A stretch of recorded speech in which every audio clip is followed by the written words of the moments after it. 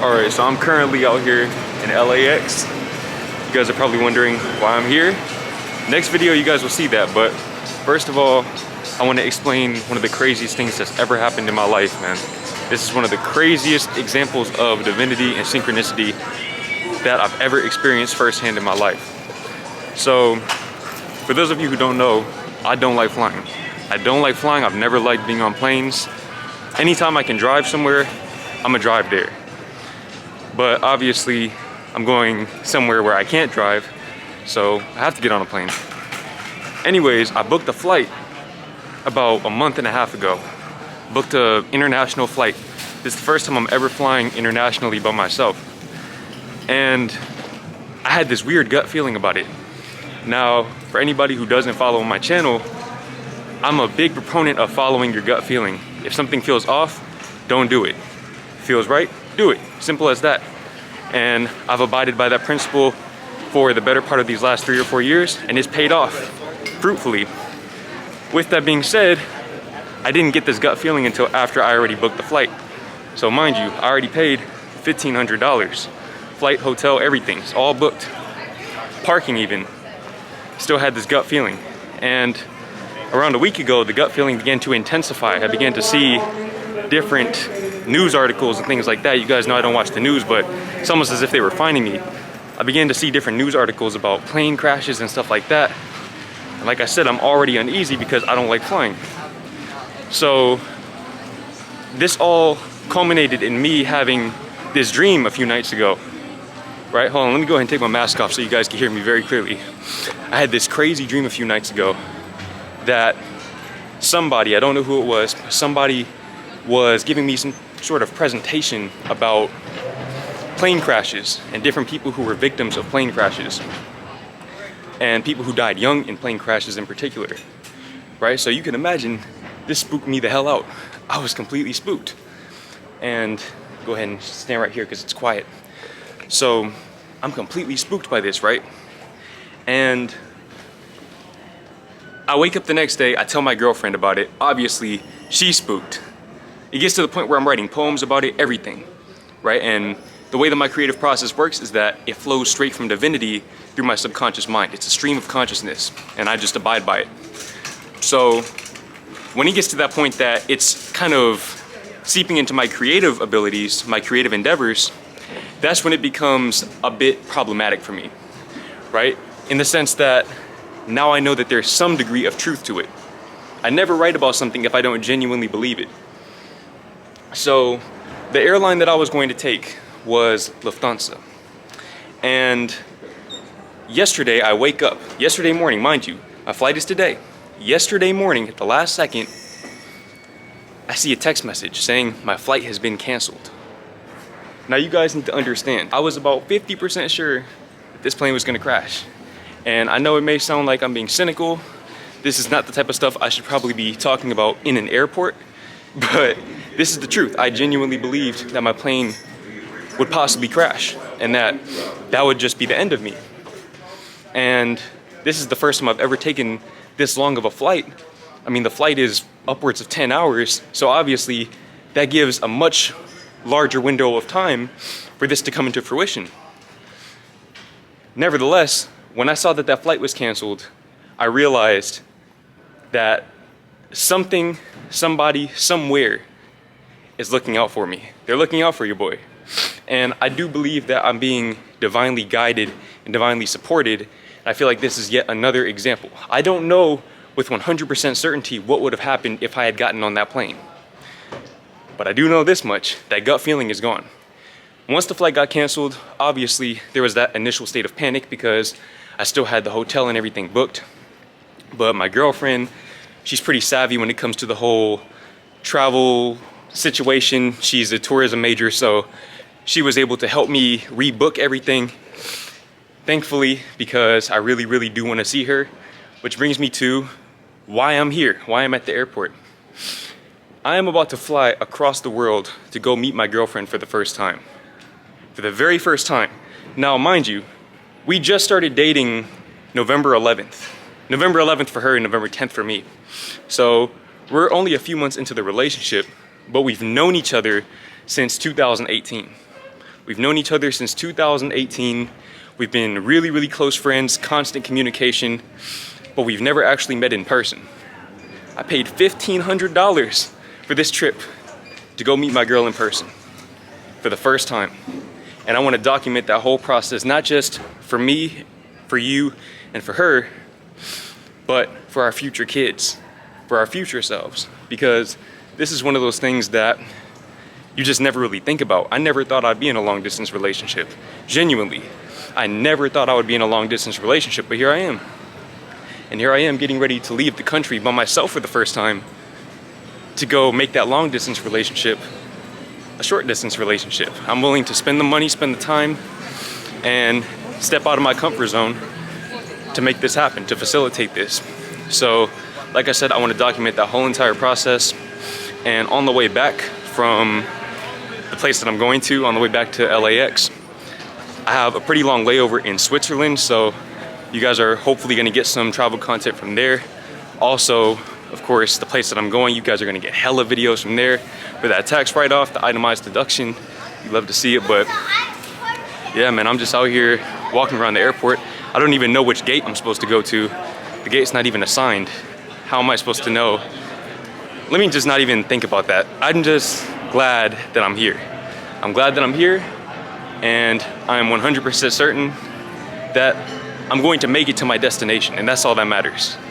All that matters is that I make it to my destination so I can meet my girlfriend, and who knows, man, I might even find a new home out there. I might stay out there, get me a digital nomad visa or something like that. That is a possibility that I've been looking into, so you never know, man. You guys know, when it comes to me, expect the unexpected. I'm a very unpredictable person. I don't even know what I'm doing most of the time. I'm just out here living, moment to moment. But anyways, for those of you who have never been to LAX, this is a little preview of what you might see if you come out here. Honestly, I'm just talking just to talk right now because I have literally nothing else to do. I got here 4 hours early, 5 hours early for my flight. Don't know why the hell I did that, but for what it's worth, man, I'm just grateful to be in a position where I can even do stuff like this, because a few years ago, I did not have the freedom to just book an international flight and just pop out to a different country at my own discretion. But now I have the financial means, I have the time freedom, the joys of being self-employed, man. You can't make this shit up. Never would have thought when I was 19 years old at that cash register at H&M that I would be able to live like this, but hey, man, this camera will change your life if you let it. Get you a camera in 2023 and watch how it changes your life. I'm the proof. All right, so I am currently in London. I am in London. I am in a different country by myself, bro. This is crazy. I have never been to a different country by myself. This is really, really awkward because I don't know what the vlogging culture is like out here. Please have your travel documents ready for inspection. Thank you for treating our colleagues with respect. Do you guys hear that accent, bro? That's crazy. I just used the bathroom. Let me tell y'all something, man. To anybody who's never left America before, the bathroom stalls that we have, we're getting scammed. We are getting finessed. We are getting absolutely finessed, bamboozled, hoodwinked, led astray, run amok, flat out deceived, bro. Them folks got straight up studio apartments. Studio apartments. I'm gonna just stand on this for no reason. Them folks got studio apartments in their bathrooms, bro. It's crazy. I'm really in a different country, but I know what you guys are probably wondering. How did you meet your girlfriend in the first place for you to be taking a trip like this to go and meet her? And also, let me just go ahead and say this. London is not my final destination. This is simply a layover. I'm not gonna get a chance to really explore the city or anything, but how did I go about meeting my girlfriend? So, like I said earlier, we started off as friends. And the way that we met is YouTube. We actually met on YouTube on somebody else's channel. I just so happened to put my Snapchat in the comment section of somebody's video, and from what I recall, she was the only person that added me. And when she added me, we talked here and there, but then for whatever reason, we just started to get closer and closer and closer. I guess we just realized that we naturally clicked with one another. And of course, with that came a very, very solid friendship. She has been there for me through all of my lowest moments. Every single one of them. Every bout of depression that I faced, where I was at my lowest, suicidal thoughts, all of that, she was always there with me. And this is kind of weird to talk about in an airport, but literally nobody else is here. This is kind of creepy actually. But anyways, she was there for pretty much every high and low in my journey since late 2018. And it wasn't until about a few months ago that we actually talked for the first time. You see, we had texted consistently for the better part of these last 3 or 4 years, but we never talked on the phone. I didn't even know what her voice sounded like. I had never seen her talk physically. So for all I knew, she could have been a catfish. She could have been some 40-year-old dude. Eventually, our text messages got so long that I just came up with the idea to talk on the phone. Because for those of you who don't know me, I don't like texting. I'm not the type of person who likes to text. So I asked her if she wanted to talk on the phone, as friends, mind you, and she agreed. So we talk on the phone. I remember the first phone call, it was a FaceTime call. It lasted 3 hours, and those 3 hours flew by. Then her phone died, and I remember thinking, damn, I kind of wanted to keep talking to her. And we scheduled another phone call for the next week. That one lasted maybe 5 hours. Then the next one lasted another 5 hours. Eventually it got up to 10 hours, and then 15 hours. You guys know how that goes, okay? Eventually it got to that point where we were doing multi-day calls. And at that point, I think we both kind of realized that this is not the type of thing that friends do. Friends don't talk on the phone, especially when you have a male-female friendship. Typically, they're not going to talk on the phone for no 24 hours. That's just, I don't know, me personally, that's not something that I really like to do with somebody that I'm just friends with. So we talk on the phone. I start catching feelings. Now, based on what she said, she already had feelings for me, which I could kind of tell because every once in a while she would say something or just insinuate that she had feelings, but she never explicitly stated it. But then she started doing little things like sending me songs that indicated that maybe she had interest but was afraid to tell me, things like that. And had I been my 18 or 19-year-old self, all of this would have went straight over my head. Straight over my head. I would not have picked up on any of it. But given my experience, I was able to kind of peep game and see that, oh, she's feeling my vibe and I'm feeling her vibe. So at that point, it became a matter of how do I facilitate this relationship that I want with her? How do I take this to the next level? Because she's clearly too scared to take that leap of faith and tell me how she feels. And I was scared too. I'm not gonna lie, I was scared too. I didn't want to risk my 4-year friendship with one of my best friends. But at a certain point, I realized I can't be friends with somebody that I like. I knew that from my prior experiences with women, with dating. So at a certain point, I just had to take that leap of faith. And you guys know I'm no stranger to the leap of faith. I took that leap of faith, and now I'm in London getting ready to catch a flight to Portugal. And from there, I'm going to Spain, where I'm going to meet my girlfriend for the first time because I took that leap of faith. First, in putting my Snapchat out there. Secondly, in asking her to talk on the phone. And thirdly, in taking things to that next level and asking her to be my girlfriend. And I want to say this real quick, man. A lot of people say that in order to get into a relationship, you need to leave the house. You need to go out, put yourself out there, go to the club, go to the bar, all of that. No, you don't. Look, I've been in 2 relationships in my life. 2 relationships. Both times, the girl came to me when I was just at the crib. They came to me via the internet. You see, we have this beautiful thing called the internet that not only allows us to take these trips and get paid to travel and document these travels for hundreds of thousands of people to watch, but also it enables us to connect with people.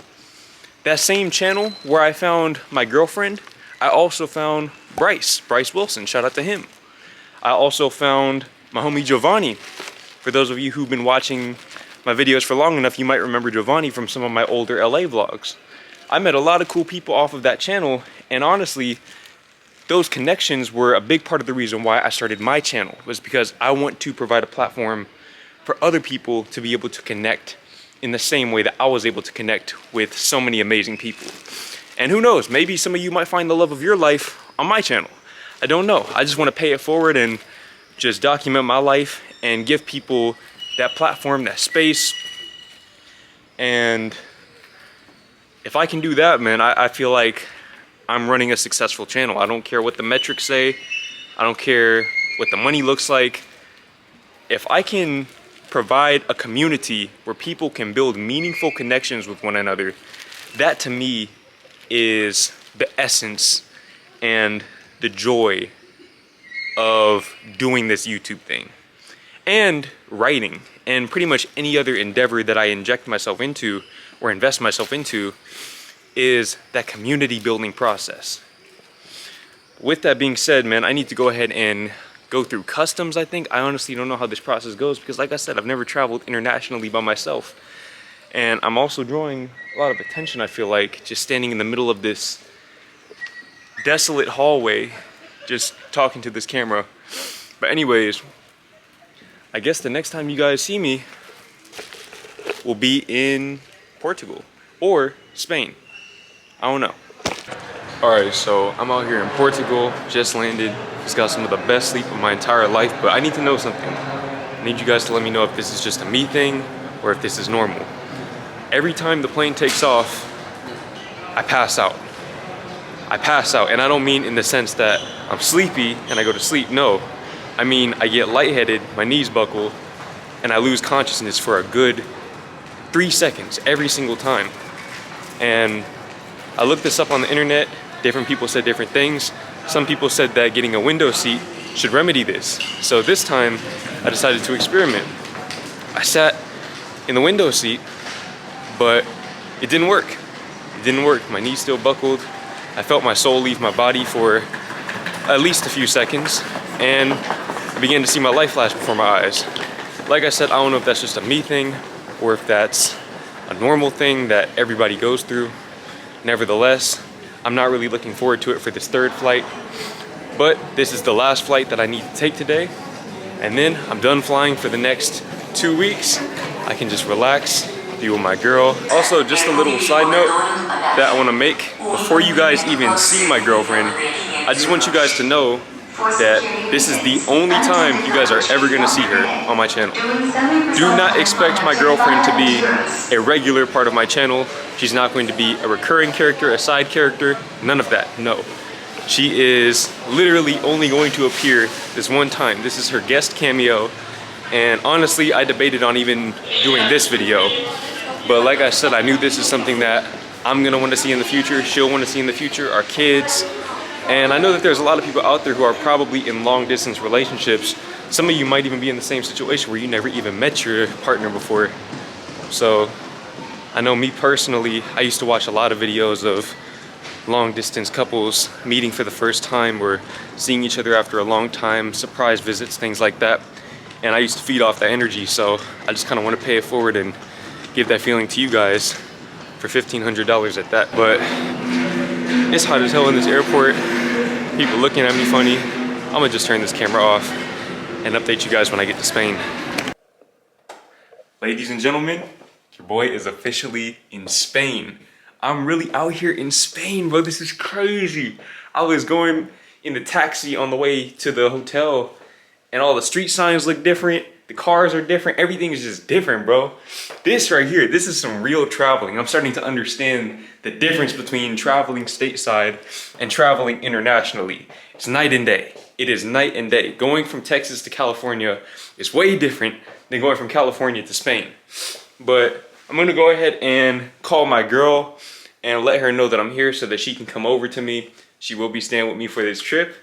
And as you guys can see, we actually have a bed. We have a bed that we can sleep on, bro. I haven't had a real bed since what? New Year's Day, I think? Last time I stayed in a hotel, New Year's Day, Christmas Day, whatever. I'm really out here, man. This is crazy. This is really, really genuinely crazy. I'm in Spain. And like I said earlier, I'm gonna be documenting as much as I possibly can.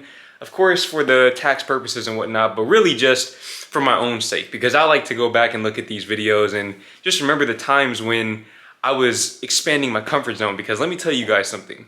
Walking into that airport and hearing everybody speaking Spanish, seeing the signs in Spanish, not knowing what the fuck I'm doing. That feeling right there is the feeling that's gotten me to where I am now. Because me chasing that feeling of uncertainty and expansion, that's enabled me to grow.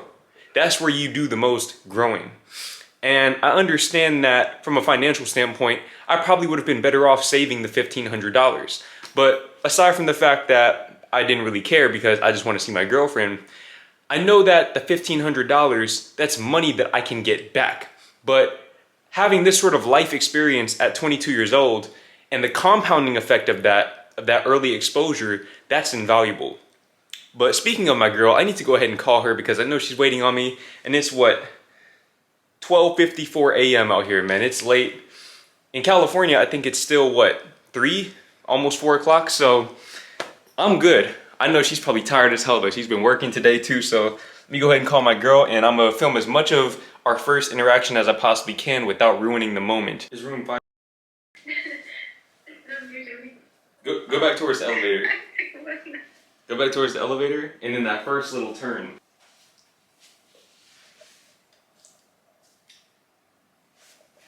you find it? Knock.